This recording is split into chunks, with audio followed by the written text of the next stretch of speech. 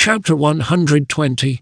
When Sun Hao, the ruler of Wu, knew that the house of Wei had fallen before the Jins, he also knew that the usurper's next thought would be the conquest of his own land.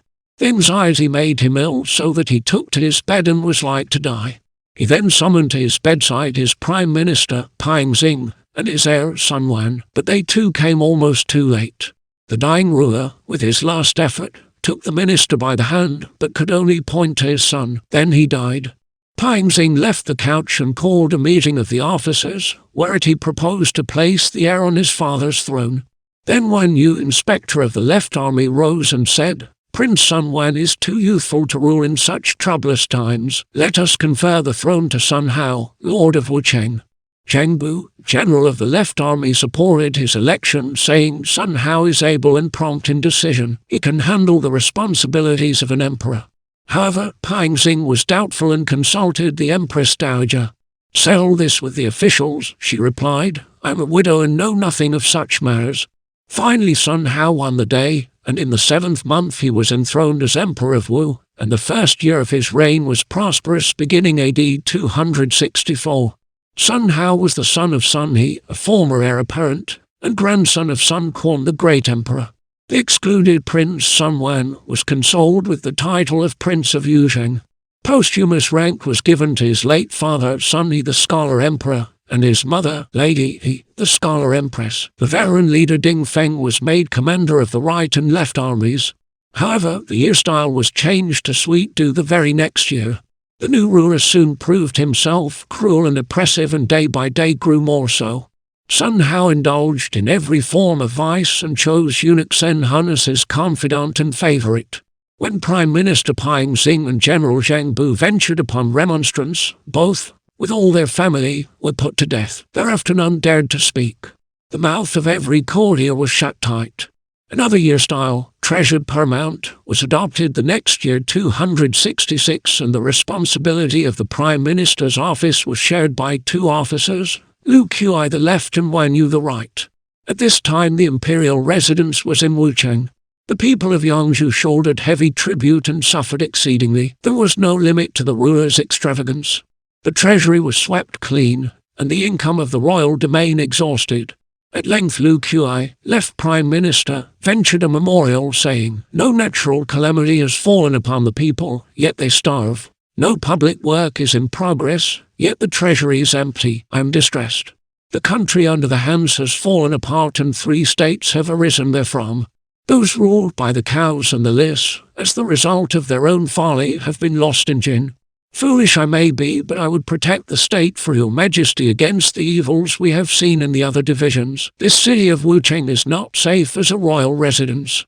There is a rhyme concerning it, the gist of which is that it is better to drink the water of Jianai than eat the fish of Wucheng, better to die in Jianai than to live in Wucheng. This shows the regard of the people as well as the will of heaven. Now the public storehouses are nearly empty. They contain insufficient for a year's use. The officers of all grades vex and distress the people, and none pity them. In former times the palace women numbered less than 100, for years past they have exceeded 1,000. This is an extravagant waste of treasure.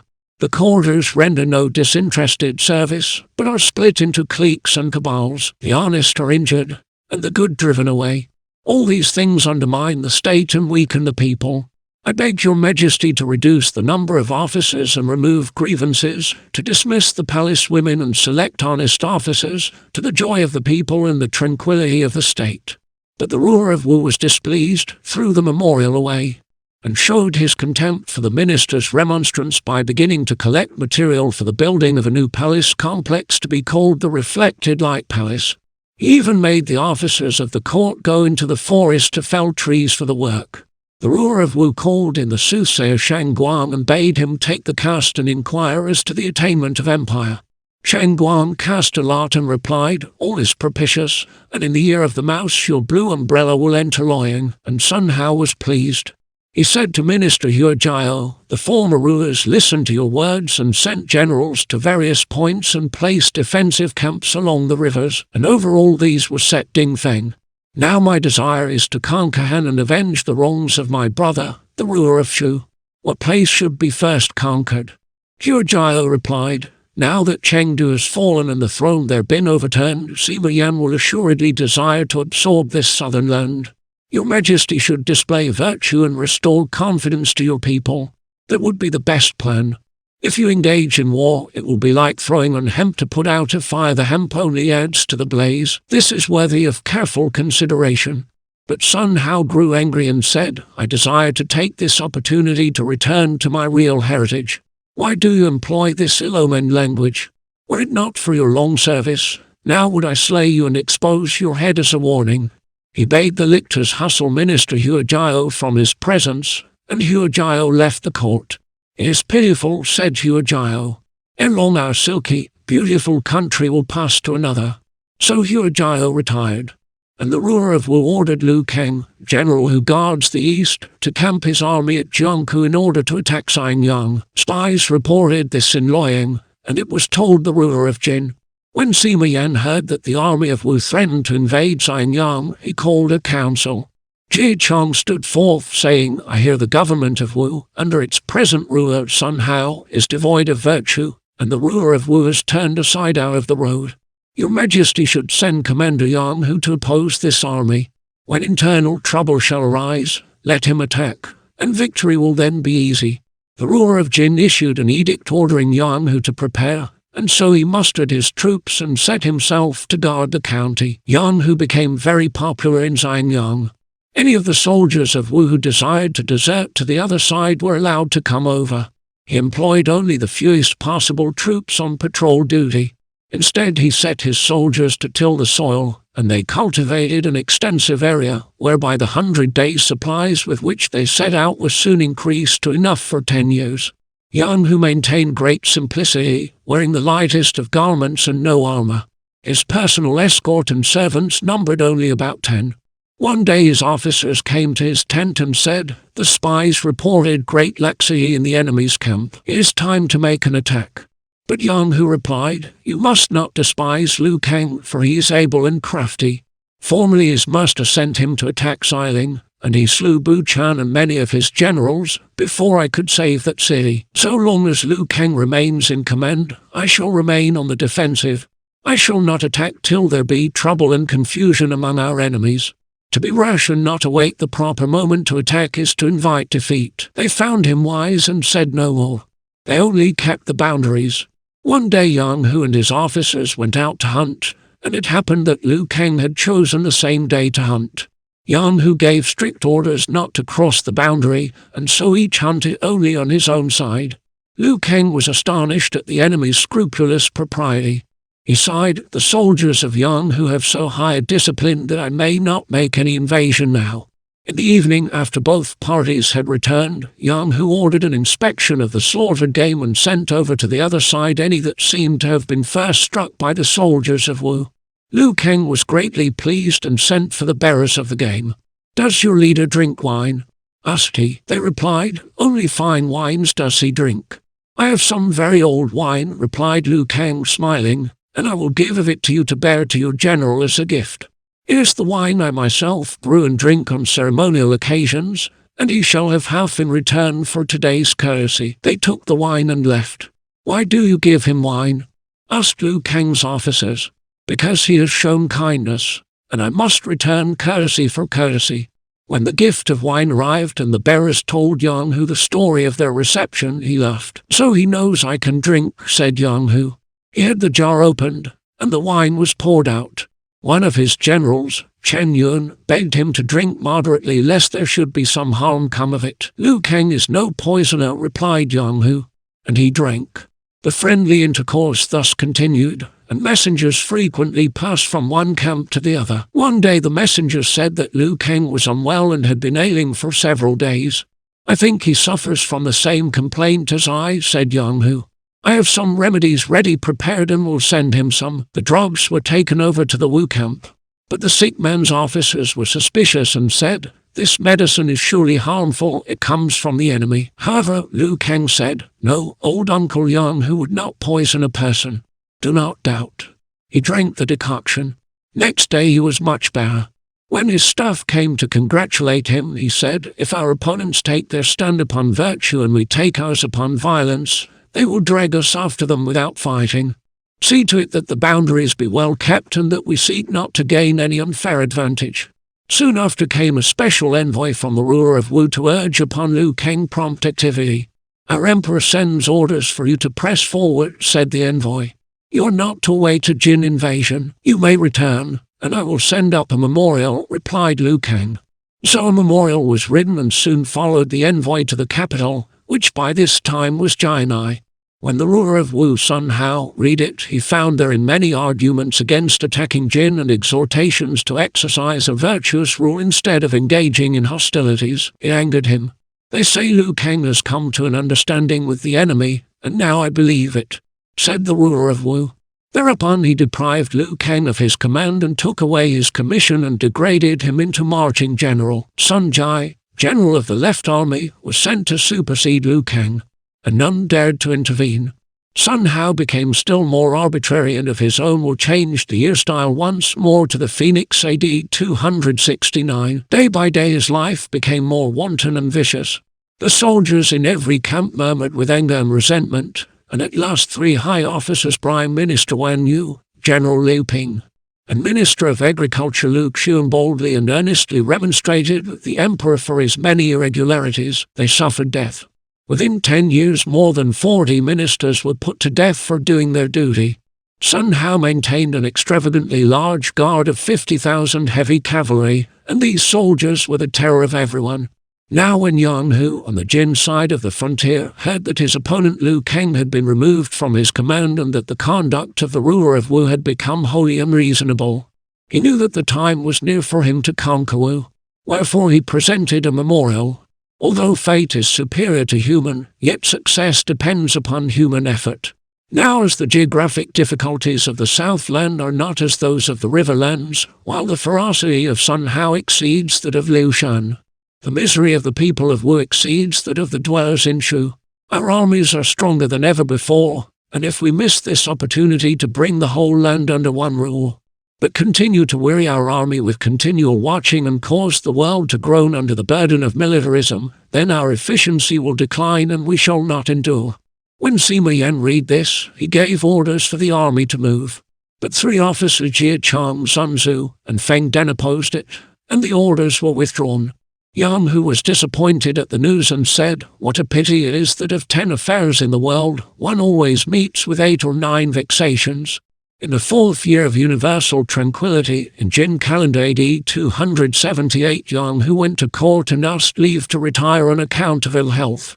Before granting him leave to go, Sima Yan asked, "Do you have plans to propose to settle the empire?" Yang Hu replied, "Sun Hao is a very cruel ruler and could be conquered without fighting. If he were to die and a wise successor sat upon his throne, your majesty would never be able to gain possession of Wu." The ruler of Jin realized the truth, and he said, "Suppose your army attack now." "What then? I'm now too old and too ill for the task," replied Yang Hu. "Some other bold and capable leader must be found." Yang Hu left the court and retired to his home. Toward the end of the year he was nigh unto death, and the ruler of Jin went to visit him. The sight of his master at his bedside brought tears to the eyes of the faithful old leader. "If I died a myriad times, I could never requite your majesty," said Yang Hu. Sima Yan also wept, saying, "My great grief is that I could not take advantage of your abilities to attack Wu, and now is there to carry out your design."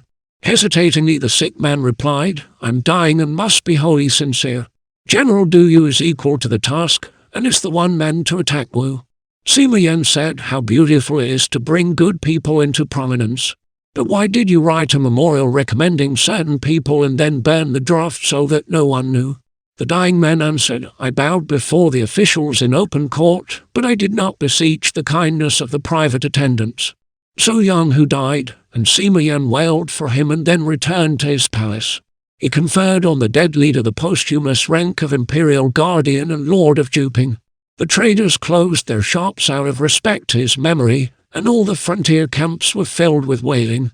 The people of Xianyang, recalling that he loved to wander on the Xian hills, built there a temple to him and set up a stone and sacrificed regularly at the 4 seasons. The passers-by were moved to tears when they read Yang Hu's name on the tablet, so that it came to be called the Stone of Tears. I saw the fragments of a shattered stone. One springtime on the hillside, when alone, I walked to greet the sun. The pines distilled. Big drops of dew unceasing sadness filled my heart. I knew this was the stone of tears, the stone of memory of long past years.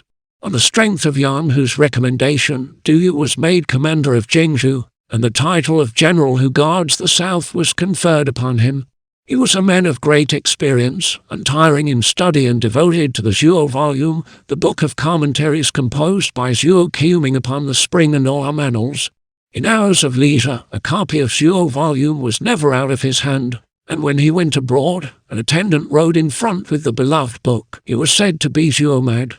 Du Yu went to Xianyang and began by being kind to the people and caring for his soldiers. By this time Wu had lost by death both Ding Feng and Lu Kang. The conduct of the ruler of Wu waxed worse and worse. He used to give great banquets whereat intoxication was universal.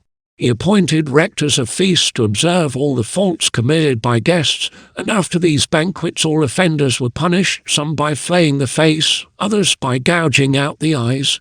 Everyone went in terror of these rectors. Wang Jun, imperial protector of Yizhou, sent in a memorial advising an attack upon Wu. He said, "Sun Hao is steeped in vice and should be attacked at once. Should he die and be succeeded by a good ruler, we might meet with serious opposition. The ships I built 7 years ago lie idle and rotting. We can use them. I'm 70 years of age and must soon die. If any one of these 3 events happen, the death of Sun Hao, the destruction of these ships, or my death, then success will be difficult to ensure. I pray your majesty not to miss the tide." At the next assembly of officers, Sima Yan said to them, "I have decided to act. I have received similar advice from Yang Hu and Wang Jun." At this arose Minister Wang Hun and said, "I hear Sun Hao intends to march north to the Middle Land and has his army ready. Report says it is formidable and would be hard to defeat. I counsel to wait another year till that army has lost its first vigor." A command to cease warlike preparations was the result of this counsel. The ruler of Jin betook himself to his private chamber where he engaged in a game of chess with Secretary Zhang Hu as opponent. While at the game, another memorial arrived. It was from Du Yu. It read, "Formerly Yang Hu explained his plans confidentially to your majesty, but did not lay them before the court. The result has been much debate and conflict of opinion. In every project there are pros and cons, but in this the arguments are mostly in favor. The worst that can happen is failure. Since last autumn the proposed attack has become generally known, and if we stop now, Sun Hao will be frightened and remove the capital to Wuchang, repair his fortifications in the Southland, and move his threatened people out of danger. Then the southern capital cannot be assaulted, nor is there anything left in the countryside to rob. Hence next year's attack will also fail." Just as the ruler of Jin finished reading, Zhang Hu pushed aside the board, rose and drew his hands into his sleeves, saying, "Your Majesty's skill in war is almost divine, your state is prosperous, and the army strong. The ruler of Wu is a tyrant, his people are miserable, and his country mean. Now you can easily conquer him, and I pray that there be no further hesitation." "How could I hesitate after your discourse?" said Sima Yan. Thereupon he returned to the council chamber and issued his commands. Du Yu was made commander-in-chief and, with 100,000 troops, was to attack Jiangling. Sima Zhu, prince of Lenai and general who guards the east, was to attack Taizhong. Wang Hun, general who conquers the east, to go up against Hengxiang. Wang Rong, general who exhibits prowess, to move against Wucheng. Hu Fen, general who pacifies the south, to attack Saikou. And all divisions, 50,000 troops each, were under the orders of Du Yu. In addition to the land forces, 2 large fleets were to operate on the river under Wang Jun, general who shows dragon courage, and Tang Bin, general who possesses martial bravery. Marines and land troops amounted to more than 200,000. A separate force under Yang Jai, general who holds the south, was sent away to Xianyang to coordinate all forces. The ruler of Wu was greatly alarmed at the news of such armies and fleets, and he called to him quickly his Prime Minister Zhang Tai, Minister of the Interior He Zhai, and Minister of Works Tang Zun, to consult how to defend his land. Zhang Tai proposed send commander of the flying chariots Wu Yan to meet the enemy at Jiangling, commander of the flying cavalry Sun Xin to Zaikou. I volunteered to take command of a camp at Nerzhu, together with the general of the left army Shenzong and the general of the right army Zhu Xing, ready to lend help at any point. The ruler of Wu approved his dispositions and felt satisfied that he was safe by land. But in the privacy of his own apartment he felt miserable, for he realized that no preparations had been made against an attack by water under the Jin leader Wang Jun. Then the favorite eunuch Sun Hao asked the emperor why he bore a sad countenance, and Sun Hao told him of his dread of the enemy navy. The armies of Jin are coming, and I have deployed troops for general defense. Only the waterfront, by which Wang Jun and his several thousand battleships sail east along the tide, makes me feel so worried. But I have a scheme that will smash all Wang Jun's ships, cried Sun Hao. What is it? Asked the ruler of Wu, pleased to hear this. Iron is plentiful. Make great chains with heavy links and stretch them across the river at various points. Also forge many massive hammers and arrange them in the stream so that when the enemy's ships sail down before the wind, they will collide with the hammers and be wrecked. Then they will sail no more. Blacksmiths were soon at work on the river bank welding the links and forging the hammers.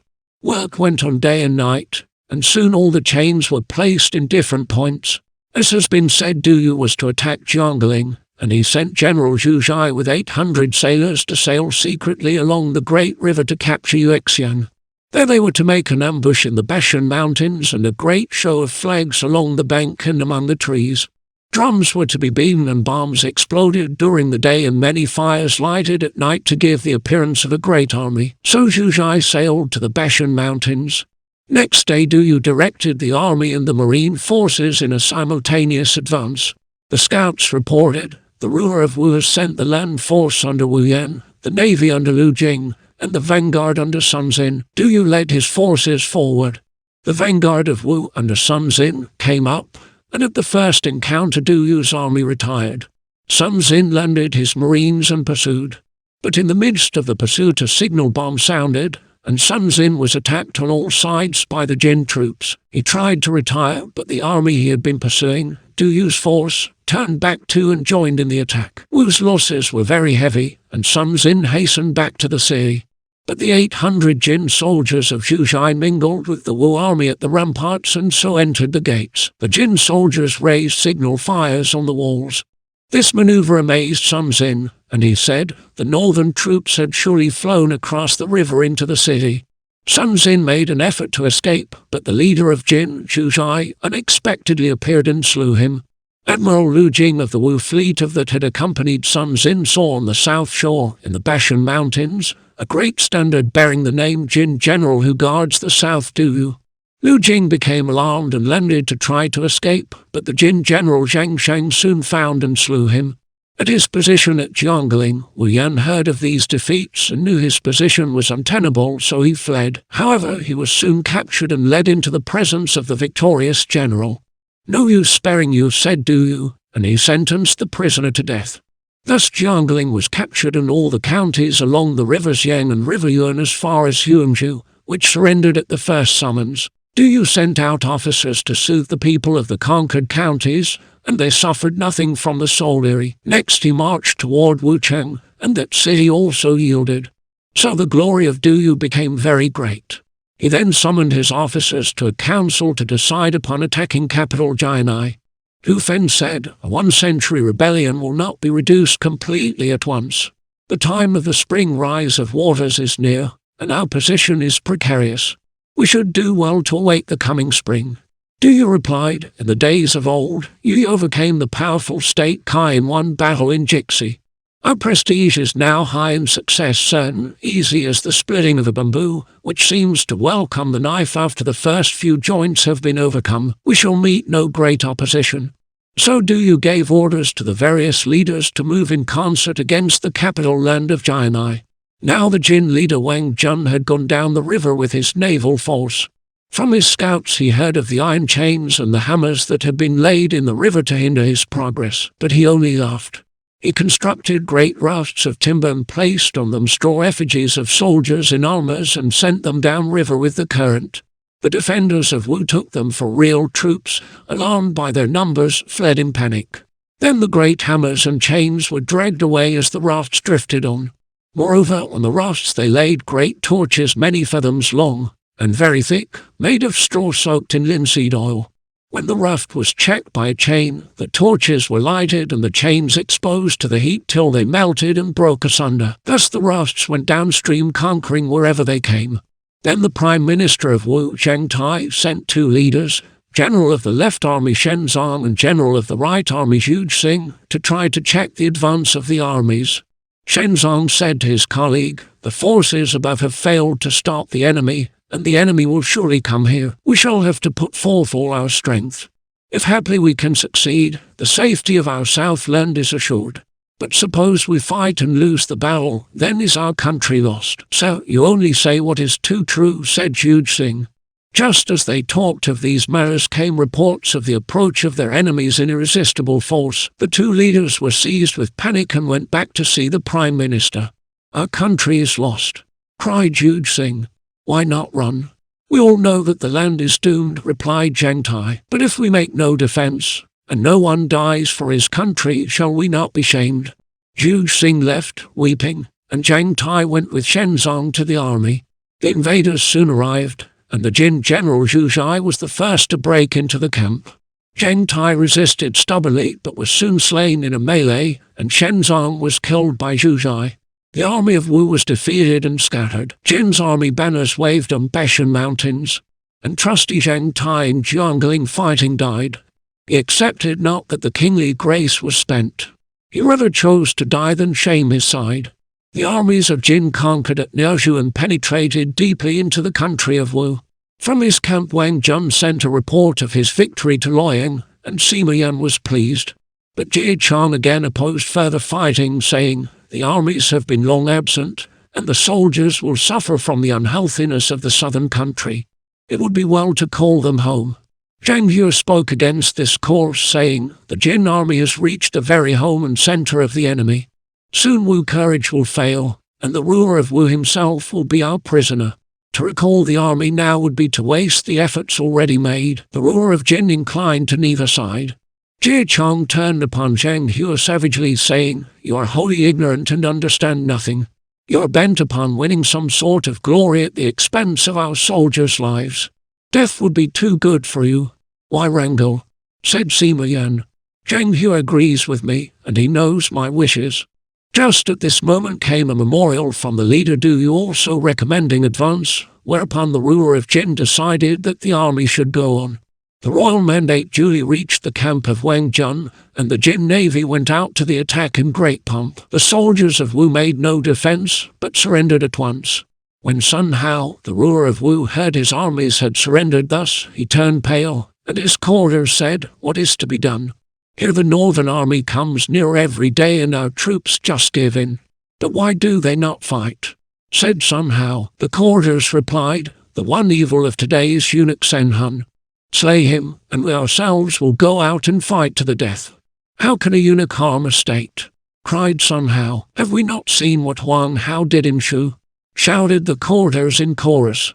Moved by sudden fury, the courtiers rushed into the palace, found the wretched object of their hate and slew him, and even feeding on his palpitating flesh. Then Tao Jun said, "All my ships are small, but give me large vessels and I will place thereon 20,000 marines and go forth to fight. I can defeat the enemy." His request was granted, and the royal guards were sent up the river to join battle, while another naval force went downstream, led by leader of the Vanjiangxiang. But a heavy gale came on. The flags were blown down and lay over in the ships, and the marines would not embark. They scattered, leaving their leader with only a few score men. Wang Jun, the leader of Jin, set sail and went down the river. After passing 3 mountains, the sailing master of his ship said, "The gale is too strong for the fleet to go on. Let us anchor till the storm has moderated." But Wang Jun would not listen. Drawing his sword, he said, "I wish to capture capital Shidu, and will not hear of anchoring." So he compelled the sailing master to continue. On the way, Zhangxiang, one of the leaders of Wu, came to offer surrender. "If you are in earnest, you will lead the way and help me," said Wang Jun. Zhangxiang consented, returned to his own ship, and led the squadron. When he reached the walls of Shidu, he called to the defenders to open the gates and allow the Jin army to enter. The gates were opened. When the ruler of Wu heard that his enemies had actually entered the capital city, he wished to put an end to his life, but his officers prevented this. Secretary Huzan and palace officer Zhu Rong said, "Your Majesty, why not imitate the conduct of Liu Shan of Shu, now Duke of Anil?" So Sun Hao no longer thought of death, but went to offer submission. He bound himself and took a coffin with him. His officers followed him. He was graciously received, and the Jin General Wang Jun himself loosened the bonds, and the coffin was burned. The vanquished ruler was treated with the ceremony due to a prince. A poet of the Tang dynasty wrote a few lines on this surrender. Down the stream ride storied warships tall, with massive chains some seek to stop their way. But Jiangling's independence fades away, and soon we yield as signalled from the wall. Full oft I think of bygone days and sigh. Along the stream, unmoved, the old hills rest, while I'm homeless on the earth's broad breast, where grim old forts stand grey beneath the sky. Therefore Wu was subdued and ceased to exist as a state. Its 4 regions, 3 counties, 313 districts, 5,230,000 families, 62,000 civil officers, 230,000 soldiers and military officers, 23 million inhabitants. Its stores of grain and over 5,000 large ships, all fell booty to the victorious Jin dynasty. In the women's quarters of the palace were found more than 5,000 persons. Proclamations were issued. Treasuries and storehouses were sealed. Tao Jun's navy soon melted away without striking a blow. Wang Jun was greatly elated at his success. Sima Zhu, Prince of Lengai, and General Wang Rong also arrived and congratulated each other. When Du Yu, the commander-in-chief, arrived, there were great feastings and rewards for the soldiers. The granaries were opened and doles of grain issued to the people, so that they also were glad of peace. Only one city stood out, Jianping, under Governor Wu Yang. However, he too surrendered when he heard the capital had fallen. The tidings of all these successes reached capital Luoyang just at the celebration of the birthday of the ruler of Jin, and the rejoicings and congratulations were redoubled. At one of the banquets the ruler of Jin did honor to the memory of the late Zhang Hu. Raising his wine cup, and in a voice broken by emotion, he said, "Today's success is the merit of the Imperial Guardian. I regret that he is not here to share our rejoicings." In Wu Sunzai, general of the flying cavalry, went away from the court and wailed, facing the south, "Alas, ye blue heavens! What manner of man is this Sun Hao to yield thus the heritage of his family, won by the sword of General Sun Jian the martially glorious in the brave days that are past?" Meantime the victors marched homeward, and Sun Hao went to Luoyang to present himself at court. In his capacity of minister, he prostrated himself at the feet of the emperor of the Jin dynasty in the hall of audience. He was allowed a seat. "I set that seat for you long since," said the ruler of Jin. "Thy servant also set a seat for your majesty in the south," retorted Sun Hao. The ruler of Jin laughed loudly. Then Jie Chong turned to Sun Hao and said, "I hear, sir, that when you were in the south, they gouged out people's eyes and flayed their faces. What crimes were so punished?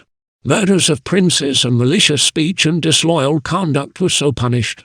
Jie Chong was silenced, for he was ashamed. Sun Hao was created Lord of Gaiming. His sons and grandsons received minor ranks, and other grades were conferred upon his ministers who had followed him in his surrender. The sons and grandsons of the late Prime Minister of Wu Zhangtai, who had perished in battle, were given ranks. The victorious leader, Wang Jun, was rewarded with the title General who upholds the state, and many other ranks were conferred to the Jin officers. The 3 states now became one empire under the rule of Sima Yan of the Jin dynasty. But as the world under heaven, after a long period of union, tends to divide, a long period of division tends to unite. Liu Shan, the emperor of Shuhan, passed away in the 7th year of Great Beginning, in Jin calendar AD 271. Cao Huang, the emperor of Wei, passed away in the 1st year of Magnificent Peace AD 302. And Sun Hao, the emperor of Wu, passed away in the 4th year of Prosperous Peace AD 283. All 3 died of natural causes. A poet has summed up the history of these stirring years in a poem. It was the dawning of a glorious day, when first the founder of the House of Han, Xianyang's proud palace entered. Noontide came, when Liu Zu the imperial rule restored. Alas, that Liu Xin succeeded in full time and saw the setting of the sun of power. Jin, the feeble, fell beneath the blows of palace minions. Dong Zhuo, vile though bold, then ruled the court. The plot Wang Yun, to oust him, failed, recoiled on his own head. The Lai Ju and Guosi lit up the flame of war, and brigands swarmed like ants through all the land. Then rose the valiant and deployed their might. Sun Si carved out a kingdom in the southeast. North of Yellow River the Yuan strove to make their own. Liu Zhang went west and seized on Ba and Chu. Liu Bio laid hold on Jingzhou and Chu. Zhang Lu in turn held Hanzhong by force. Ma Teng and Han Sui kept Ziliang. Tao Kain and Gongsun Zan built up quarters. Zheng Zhu and Lu Bu challenged the bold, but overtopping all, Cao Cao the strong became first minister, and to his side drew many able people. He swayed the court. Without, he held the nobles in his hand. By force of arms he held the capital. Against all rivals of imperial stock was born Liu Bei, who with sworn brothers twain made oath the dynasty should be restored. These wandered homeless east and west for years, a petty force, but destiny was kind, and led Liu Bei to Nanyang's rustic cart, where lay sleeping dragon he who, already that the empire must be rent. Twice Liu Bei essayed in vain to see the sage. Once more he went, and then his fortune turned. Jingzhou fell to him, followed the riverlands, a fitting base to build an empire on. Alas, he ruled there only 3 short years, then left his only son to Zhu Zhiliang's care. Full nobly Zhu Zhiliang played protector's part, unceasing strove to win first place for Shu, but fate forbade. One night for his star went down behind the rampart of the hills. Jiang Wei the strong inherited his task, and struggled on for years, but Zhang Hui and Deng Ai attacked the Han's last stronghold, and it fell. 5 sons of Cao Cao sat on the dragon throne, and Sima Yan snatched the court from Cao Huang. Before him bowed the kings of Shu and Wu, content to forfeit kingly power for life. All down the ages rings the note of change, for fate so rules it, none escapes its sway. The 3 kingdoms have vanished as a dream, the useless misery is ours to grieve. Oh so vast, oh so mighty, the great river rolls to sea, flowers do waves thrash, heroes do sands smash, when all the dreams drain, same are loss and gain. Green mountains remain under pink sunsets, hoary fishers and woodcutters, along the banks fine calm water, in autumn moon or in spring wind, by the wine jars fill porcelain. Discuss, talk, and tale, only laugh and gale. The end. The 3 kingdoms ended here 60 years after the fall of Han. Even though the novel ends with a union moment, the empire was actually on the verge of being divided for another 300 years, until Sui dynasty AD 581 to 617 and Tang dynasty emerged AD 618 to 907. But those are other chapters in history. When the last Han emperor abdicated in 220, each of the warlords proclaimed himself ruler, beginning what is known as the 3 Kingdoms period 220 to 265. The northern state, Wei, was the strongest, but before it had succeeded in unifying the realm, Sima Yan, a Wei general, led a successful coup in 265 and founded the Jin dynasty. By 280 he had reunited the north and south, but unity was only temporary, as the Jin princes began fighting among themselves. The non-Chinese groups of the north seized the opportunity to attack, and by 317 the Jin had lost all control of North China. For the next 250 years, North China was fractured and ruled by numerous non-Chinese dynasties, while the south was ruled by a sequence of 4 short-lived Chinese dynasties, all centered at present-day Nanjing, the city of Shidu, in Jiangnan, near today Shanghai. I hope you enjoyed your listening of the reading of The Romance of the 3 Kingdoms.